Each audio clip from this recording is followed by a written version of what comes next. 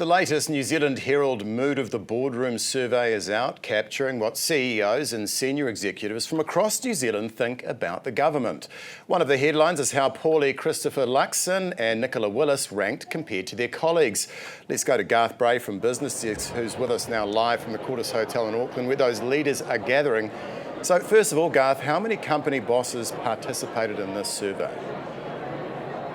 Morning, Michael. Yeah, look, it's pretty packed behind me at the Quarters, as you can probably see. They opened the doors a couple of minutes ago. We expect most of the 150 participants in this survey, about 125 of them CEOs of major companies in New Zealand, another couple of dozen or so big wheels in industry or directors on boards, and also Business New Zealand's sentiment survey has contributed to this. So several hundred responses here. You can just hear the MC cranking up to welcome everybody, so I hope everybody at home can still hear me. So a pretty representative sample, and as you say, some fairly harsh words there, particularly for the top of the cabinet table.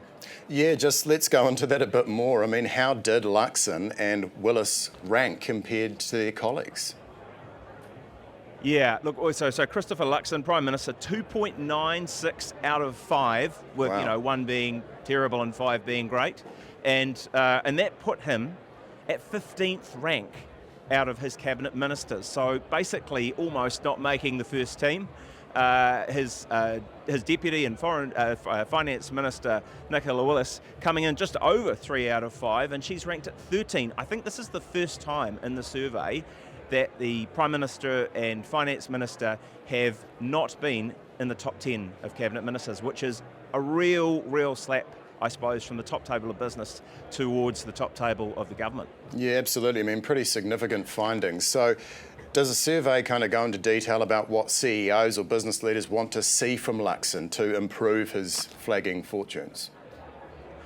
Yeah, I would guess if you break it down, particularly on Willis and then on that poor score, there's 43% of business leaders say the growth strategy that she is at the head of. Remember, this is the year of growth of the government, and she is a minister with that particular responsibility. 43% of business leaders in the survey say it's just not doing the business. Another 22% weren't sure. So that's 2/3 of people just either not sure or saying, no, you haven't got it right. On the other hand, talking more broadly and about Luxon, CEOs are saying we need a new playbook here. We need one or two really big ideas to galvanise people. You're just not firing in that respect. Where's your moonshot? What is actually going to double exports over the next 10 years? Where's your big idea? And I guess after that, there's probably just a fair bit of malaise about the general state of the economy, although, confidence is rising there. I think it's about a 2.81 out of 5 on a scale of 1 to 5 there. That is down, though, from last year's score of 3.2. So it's been a long winter. I mean, I wore the brown tie today because there's no green shoots. It's more like dead leaves. Fair enough, mate. Someone who is firing, though, Erica Stanford, rated as being very impressive, and Winston Peters is also up as well. Why are they so popular? That's a good question. I mean, Erica Stanford placed top in this last year. She's held on to that position, so, gold star and on track to Ducks. I guess two very tricky portfolios. Education, we've had teacher strikes running. There's major reform going on there around NCEA. She's having to sell some hard decisions like getting rid of art history, which hasn't gone down well at our house, I can tell you. But more broadly, trying to shape up an education system that leads to a stronger economy. She's also got the immigration portfolio, which can be a lightning rod, but we've seen, with these golden visas and various other programs that have been introduced, a bit of support from business. So you'd say that she's doing well. Winston Peters, he's doing okay on the world stage, and 78% of boards are regularly considering geopolitics, they say, when they make their decisions.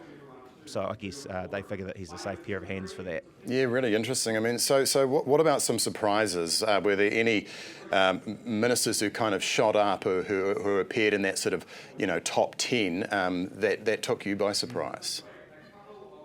You'd have to say Chris Penk will be looking at this. Now, he is the North of Auckland MP who's responsible for building and construction. He's a minister outside cabinet, but he's placed in that top 10 of rated ministers.